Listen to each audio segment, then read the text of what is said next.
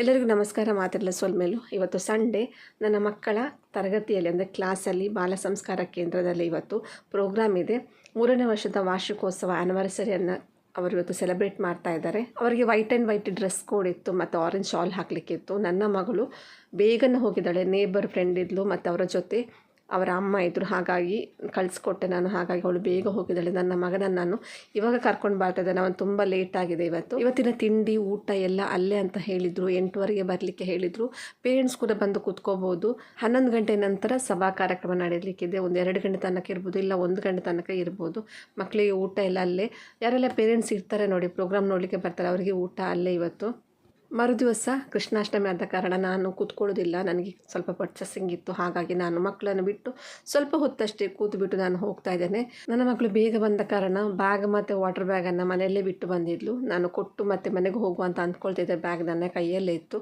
ನಾನು ಕೂತಲ್ಲಿಂದಲೇ ಹುಡುಕ್ತಾ ಇದ್ದೆ, ಎಲ್ಲಿದ್ದಾಳೆ ಅಂತೇಳಿ. ಆದರೆ ನನಗೆ ಕಾಣಲಿಲ್ಲ. ಎಲ್ಲರೂ ಒಂದೇ ಥರ ಡ್ರೆಸ್ ಹಾಕಿದ್ರಲ್ಲ. ಮತ್ತು ನಾನು ಮುಂದುಗಡೆ ಹೋಗಿ ನೋಡಿದೆ, ಎಲ್ಲರನ್ನು ನೋಡ್ಕೊಂಡು ಮುಂದುಗಡೆ ಹೋದೆ. ಮತ್ತು ಮುಂದುಗಡೆ ಸಿಕ್ಕಿಲ್ಲ ನನಗೆ.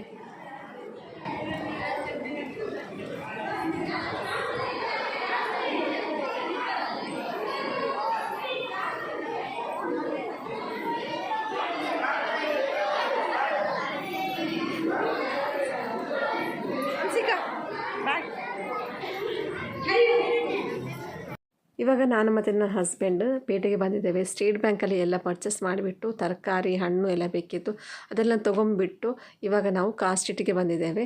ವೆಂಕಟರಮಣ ದೇವಸ್ಥಾನದ ಮುಂದುಗಡೆ ಇಲ್ಲಿ ಮೂಡೆ, ಕುಟ್ಟಿಗೆ, ಹೂವು ಎಲ್ಲ ಸಿಗುತ್ತೆ. ಹಾಗಾಗಿ ನಾವು ಇವಾಗ ರೇಟ್ ಮಾಡ್ತಾ ಇದ್ದೇವೆ. ಸ್ಟೇಟ್ ಬ್ಯಾಂಕಲ್ಲಿ ಕೂಡ ರೇಟ್ ಮಾಡಿದ್ವಿ, ಇಲ್ಲಿ ಕೂಡ ರೇಟ್ ಅಷ್ಟೇ ಇದೆ. ಮೂಡೆ 100 ರೂಪಾಯಿಗೆ 3, ಕುಟ್ಟಿಗೆ 100 ರೂಪಾಯಿಗೆ 8 ಅಂತ ಹೇಳಿದರು.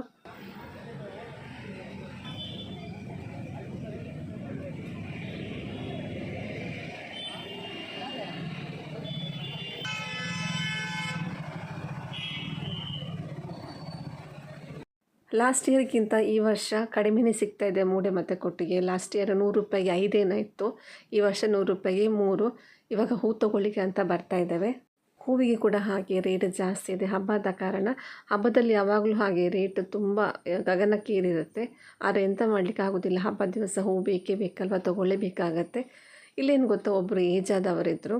ಪ್ಲಾಸ್ಟಿಕ್ ಕವರಲ್ಲಿ, ದೊಡ್ಡ ಪ್ಲಾಸ್ಟಿಕ್ ಕವರಲ್ಲಿ ಕೊಟ್ಟಿಗೆಯನ್ನು ಸೇಲ್ ಮಾಡ್ತಾಯಿದ್ರು. ಮತ್ತು ನಾವು ಕೇಳಿದ್ವಿ. ಆ್ಯಕ್ಚುಲಿ ನನಗೆ ಕೊಟ್ಟಿಗೆ ಬೇಡ, ಯಾಕಂದರೆ ನನ್ನ ಹಸ್ಬೆಂಡ್ ಮನೆಯಲ್ಲೇ ಮಾಡ್ತಾರೆ. ಹಾಗಾಗಿ ನಾವು ಅಷ್ಟೇ ಪ್ರೈಸ್ ಕೇಳಿದಷ್ಟೇ. ಅದಕ್ಕೆ ಅವರು 100 ರೂಪಾಯಿಗೆ 10 ಕೊಡ್ತೇನೆ ಅಂತ ಹೇಳಿದರು. ಆದರೆ ಅವರ ಹತ್ರ ಗೂಗಲ್ ಪೇ ಇರಲಿಲ್ಲ. ಏಜ್ ಆದವರಲ್ವಾ, ನಾವು ತೊಗೊಳ್ಳುವ ಅಂತ ಅಂದ್ಕೊಂಡ್ವಿ. ಆದರೆ ಅವರ ಹತ್ರ ಗೂಗಲ್ ಪೇ ಇರಲಿಲ್ಲ, ನಮ್ಮ ಹತ್ರ ಕ್ಯಾಶ್ ಇರಲಿಲ್ಲ. ಅವರಿಗೆ ಆ್ಯಕ್ಚುಲಿ ಗೂಗಲ್ ಪೇ ಅಂದರೆ ಎಂತಂತಲೇ ಗೊತ್ತಿಲ್ಲ. ನನ್ನ ಹಸ್ಬೆಂಡ್ ಎಕ್ಸ್ಪ್ಲೇನ್ ಮಾಡ್ತಾಯಿದ್ರು, ಮೊಬೈಲಲ್ಲಿ ಮಾಡ್ತೇವೆ ಹಾಗೆ ಈಗ ಅಂತೇಳಿ. ಆದರೆ ಅವರಿಗೆ ಅದರ ಬಗ್ಗೆ ಏನೂ ಗೊತ್ತಿರಲಿಲ್ಲ.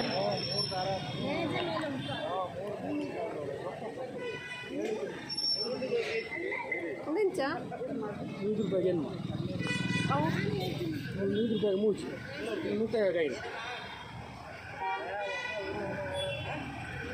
150 ಇವಾಗ 500.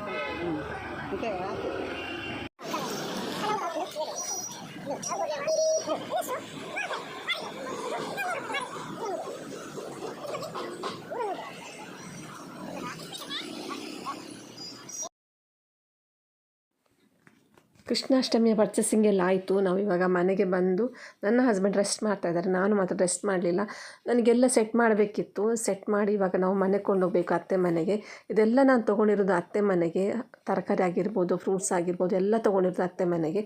ನಾನಿಲ್ಲಿ ಕೃಷ್ಣಾಷ್ಟಮಿಯನ್ನು ಸೆಲೆಬ್ರೇಟ್ ಮಾಡೋದಿಲ್ಲ, ಅಂದರೆ ಅಲ್ಲೇ ಪೂಜೆ ಎಲ್ಲ ಮಾಡ್ತಾರೆ. ನಾನಿಲ್ಲಿ ಏನು ಪೂಜೆ ಎಲ್ಲ ಮಾಡೋದಿಲ್ಲ. ಹಾಗಾಗಿ ಇವಾಗೆಲ್ಲ ಸೆಟ್ ಮಾಡಿಬಿಟ್ಟು ಒಂದೇ ಚೀಲದಲ್ಲಿ ಹಾಕುವ ಅಂತೇಳಿ ಎಲ್ಲ ರೆಡಿ ಮಾಡ್ತಾ ಇದ್ದೇನೆ. ಮತ್ತು ಮನೆಗೆ ಹೋಗಬೇಕು. ನನ್ನ ಮಕ್ಕಳನ್ನು ಕರ್ಕೊಂಡು ಬಂದ ನಂತರ ನಾವೆಲ್ಲ ಮನೆಗೆ ಹೋಗ್ತೇವೆ, ಅತ್ತೆ ಮನೆಗೆ ಹೋಗ್ತಾ ಇದ್ದೇವೆ. ನನಗಿದು ತುಂಬಾ ಸುಸ್ತಾಯಿತು. ಪೇಟೆಗೆ ಹೋಗೋದಂದರೆ ತುಂಬಾ ಸುಸ್ತು. ಯಾಕೆ ಗೊತ್ತಾ, ಒಂದು ಕಡೆ ಫ್ರೂಟ್ಸ್ ಸಿಕ್ಕಿದ್ರೆ ಒಂದು ಕಡೆ ತರಕಾರಿ ಸಿಗೋದಿಲ್ಲ, ಒಂದು ಕಡೆ ಒಂದು ಸಿಕ್ಕಿದ್ರೆ ಇನ್ನೊಂದು ಕಡೆ ಅದು ಸಿಗೋದಿಲ್ಲ. ಹಾಗಾಗಿ ತುಂಬ ನಡೆಯಬೇಕಾಗ್ತದೆ. ಮತ್ತು 2 ವೀಲರಲ್ಲಿ ಹೋದದ್ದು ನಾವು. ಕಾರಲ್ಲಿ ಹೋದರೆ ಕಷ್ಟ ಆಗುತ್ತೆ, ಕಾರನ್ನು ಎಲ್ಲೋ ಇಡಬೇಕಾಗತ್ತೆ. ಮತ್ತು ಇದನ್ನೆಲ್ಲ ಕೈಲಿ ಹಿಡ್ಕೋಬೇಕು, ಅದು ತುಂಬ ಕಷ್ಟ. ಇವತ್ತಿನ ವಿಡಿಯೋನ ನಾನು ಇಲ್ಲೇ ಎಂಡ್ ಮಾಡ್ತಾ ಇದ್ದೇನೆ. ಇವತ್ತಿನ ವಿಡಿಯೋ ಇಷ್ಟ ಆಗಿರೋ ಲೈಕ್ ಮಾಡಿ, ಶೇರ್ ಮಾಡಿ ಮತ್ತು ಸಬ್ಸ್ಕ್ರೈಬ್ ಮಾಡಿ. ಮತ್ತೊಂದು ಹೊಸ ವಿಡಿಯೋದೊಂದಿಗೆ ಮತ್ತೆ ಸಿಗೋಣ. Take care, bye. Thank you.